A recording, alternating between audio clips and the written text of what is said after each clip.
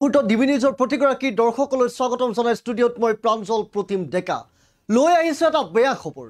যেন একাংশ দুষ্ট চক্ৰই এতিয়া শেষ কৰোঁ বুলিয়েই শেষ কৰি পেলালে জুবিন গাৰ্গৰ অন্তিমখন সপোনৰ ছবি ৰৈ ৰৈ বিনালে আৰু এতিয়া মোবাইলে ভাইৰেল হৈ পৰিছে জুবিন গাৰ্গৰ সপোনৰ চিনেমাখন একাংশ দুষ্ট চক্ৰই ইউটিউবত আপলোড কৰিলে প্ৰায় 2 ঘণ্টা 18 মিনিটৰ সম্পূৰ্ণ চিনেমাখন তাৰ পিছতে এতিয়া টুলপাৰ লাগিছে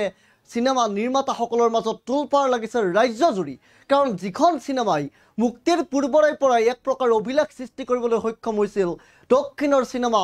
কান্তাৰাৰ দৰে ছবিক টক্কৰ দিবলৈ সক্ষম হৈছিল আৰু সেইখন সিনেমা মুক্তিৰ পিছতো দেখা গৈছিল প্ৰতিটো সিনেমা গৃহত হাউসফুল আৰু এক প্ৰকাৰ প্ৰত্যেকেই যেন উৎকণ্ঠাৰে বাট চাই ৰৈছিল এই সিনেমাখনৰ বাবে আৰু বাৰম্বাৰ অনুৰোধ জনাই থকা হৈছিল যে পাইৰেচি কোনেও নকৰিব কাৰণ এইখন জুবিন গাৰ্গৰ সপোনৰ ছবি জুবিন গাৰ্গক যদি ভাল পায় তেন্তে এই ছবিখন পাইৰেচি নকৰিব আৰু জুবিন গাৰ্গক অন্তিমবাৰৰ বাবে এই সিনেমাখন চাই প্ৰত্যেকে এক প্ৰকাৰ এয়া কেৱল সিনেমা চোৱাই নহয় জুবিন গাৰ্গলৈ শ্ৰদ্ধা নিবেদন কৰা হ'ব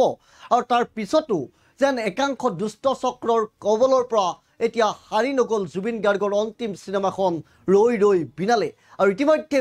মোবাইলে ভাইৰেল হৈ পৰিছে সেই বিশেষ ইউটিউব চেনেলটোৰ লিংক যেটো ইউটিউব চেনেলৰ জৰিয়তে 2 ঘণ্টা 18 মিনিটৰ জুবিন গাৰ্গৰ এই সপোনৰ সিনেমা ৰৈ ৰৈ বিনালে সিনেমাখনৰ দৃশ্যাংশ এক প্ৰকাৰ ভাইৰেল কৰি দিয়া হ'ল তাৰ পিছতে এতিয়া পৰিচালক ৰাজেশ ভূঞাইও মুখ খুলিছে সিনেমা নিৰ্মাতাসকলে আজিৰ দিনটোত এক প্ৰকাৰ সংবাদ মেলো দিয়া পৰিলক্ষিত হৈছে কিন্তু ডাঙৰ কথাটো হৈছে যেটো কাম জুবিন গাৰ্গে জীৱিত কালতেই নকৰিবলৈ আহ্বান জনাই গৈছিল যেটো কাম জুবিন গাৰ্গে নিজেই বেয়া পাইছিল যে পাইৰেচি মই বেয়া পাওঁ এই কামটো কোনেও নকৰিব বাৰম্বাৰ জুবিন গাৰ্গে জীৱিত কালত এই আহ্বান জনোৱা পৰিলক্ষিত হৈছিল সময়ে তাৰ পিছত যেন জুবিন গাৰ্গে বেয়া পোৱা কামটো এতিয়া কৰিলে একাংশ দুষ্ট চক্ৰই আৰু শেষ কৰোঁ বুলি যেন শেষ কৰি পেলালে চুৰমাৰ কৰি পেলালে জুবিন গাৰ্গৰ সপোনৰ সিনেমা ৰৈ ৰৈ বিনালে আৰু এই সিনেমাখন এতিয়া সামাজিক মাধ্যম অৰ্থাৎ ইউটিউবত যেতিয়া আপলোড কৰা হ'ল তাৰ পিছতেই মোবাইলে হোৱাটছএপে যেন লিংক বিয়পি পৰিছে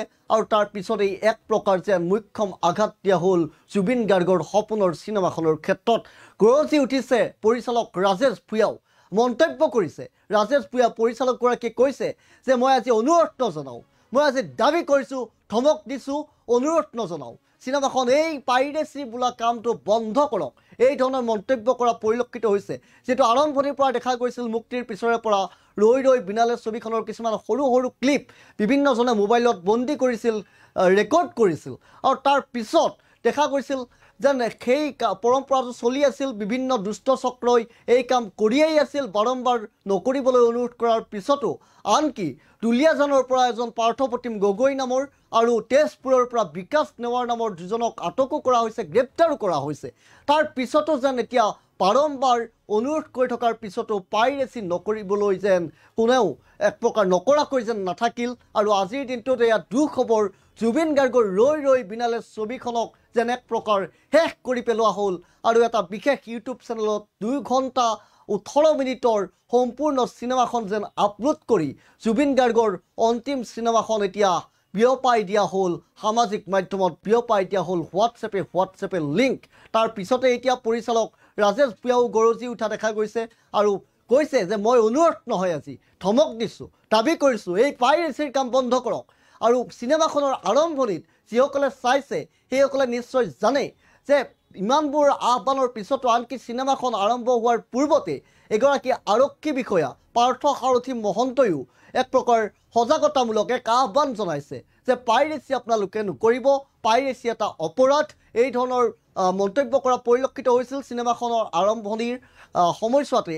সিনেমাখন আৰম্ভ হোৱাৰ প্ৰাক্ষণত পাৰ্থ সাৰথী মহন্তয়ো এক প্ৰকাৰ সজাগতামূলক সেই বাৰ্তা প্ৰেৰণ কৰা দেখা গৈছিল কিন্তু তাৰ পিছতো যেন ক্ষান্ত নাথাকিল একাংশ দুষ্ট চক্ৰ আৰু আজিৰ দিনটোত বেয়া খবৰ এক প্ৰকাৰ কাৰণ যিখন সিনেমাই এক প্ৰকাৰ মুক্তিৰ পূৰ্বৰে পৰাই অভিলেখ সৃষ্টি কৰিছে মুক্তিৰ পিছতো অভিলেখ মুক্তিৰ পূৰ্বতো অভিলেখ প্ৰথমবাৰৰ বাবে হয়তো বিৰল ইতিহাসতেই বিৰল সাংস্কৃতিক ক্ষেত্ৰখনত যে ৰৈ ৰৈ বিনালে সিনেমাখন ৰাতিপুৱা 4:45 মুক্তি এক প্ৰকাৰ সিনেমা হলত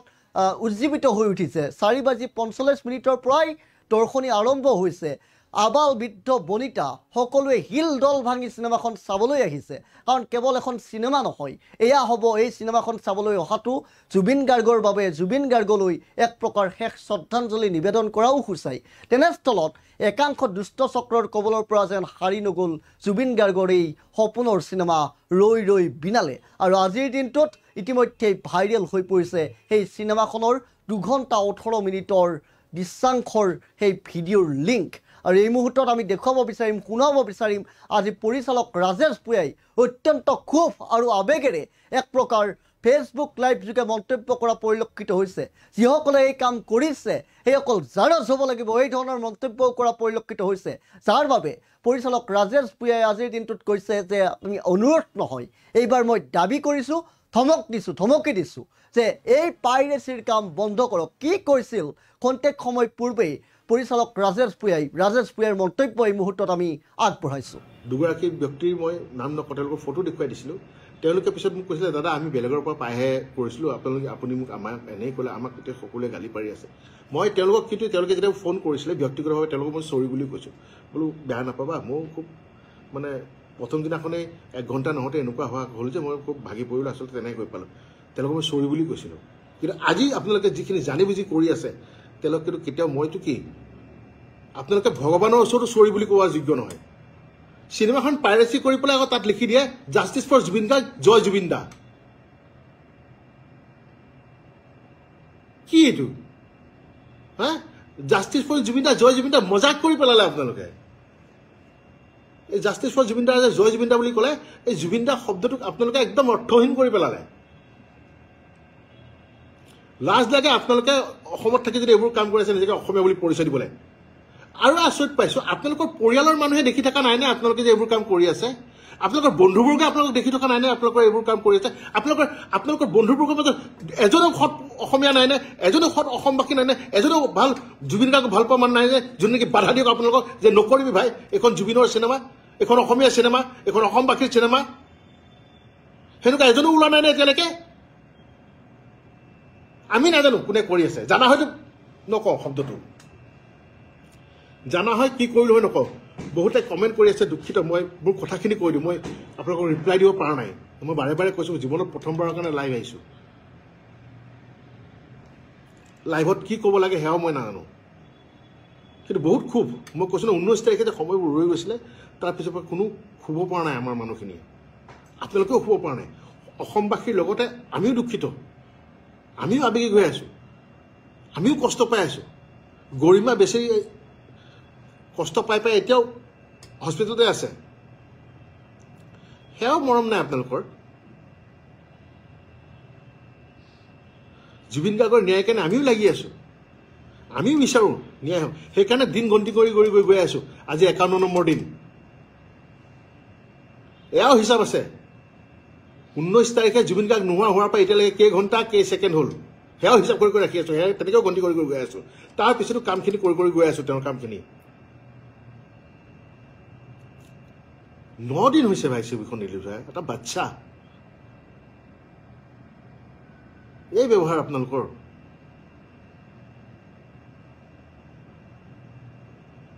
আমি নাজানো কোনে পাইৰেচি কৰি আছে আপোনালোকৰ আমি প্ৰফাইলবোৰহে দেখা পাওঁ তাততো আপোনালোক চব ফেক কলিজা থকা হয় সঁচা আইডি দিলে হয় কলিজা নাই চুৰ কাৰণে লুকুৱাই আইডি দিছে চুৰ কাৰণে মিছা আইডি দি ফেক আইডি দি পেলাই আপোনালোকে ছবিখন আপলোড কৰি আছে কলিজা নাই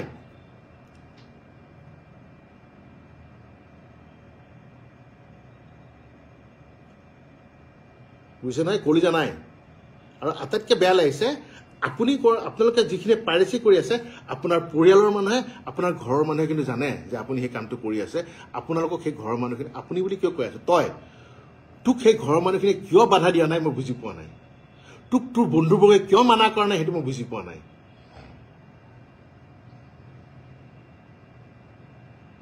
নকৰিব বুলি কৈতো লাভ নাই কৰি পেলালেই খালি এতিয়া কিন্তু ফল ভুগিবলৈ ৰেডি হৈ থাকক